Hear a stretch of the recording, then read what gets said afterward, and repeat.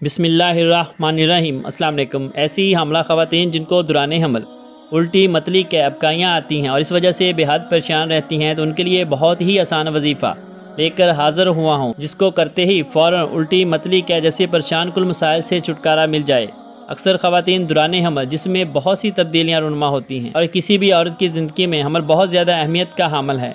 ख़ुसूसन ऐसी ख़वातीन जो पहली दफ़ा हामला होती हैं, वो इन छोटे छोटे मसाइल से अक्सर घबरा जाती हैं और बाज़ दफ़ा तो उल्टी मतली के किसी सूरत रुकने का नाम ही नहीं लेती, हत्ता कि इंजेक्शन ड्रिप्स का सहारा लेना पड़ता है।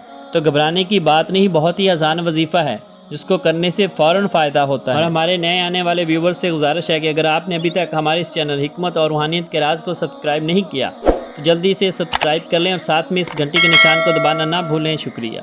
हामला ख़वातीन जिसको उल्टी मतली के अबकाइयाँ आती हों और किसी सूरत ना रुकती हों, तो ये टोटका कर लें। आपने सिर्फ ज़मज़म पढ़ना है। ज़मज़म दरअसल इस चश्मे का नाम है, कुएँ का नाम है, जिससे आबे ज़मज़म निकलता है। ये वो पानी है जो मुक़द्दस समझा जाता है और ज़मज़म का मतलब है ठहर जाना, रुक जाना। और इसके पढ़ने की ख़ास तरतीब भी जान लें।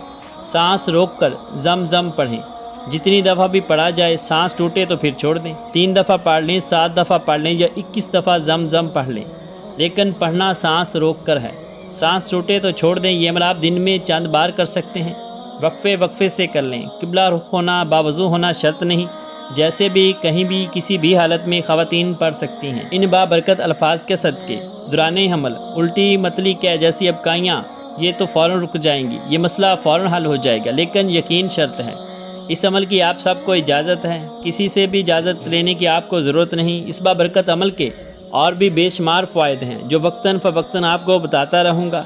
मिलते हैं एक नई वीडियो के साथ, तब तक के लिए मैं अपने मोहतरम नाज़रीन से इजाज़त चाहूँगा। अल्लाह हाफ़िज़।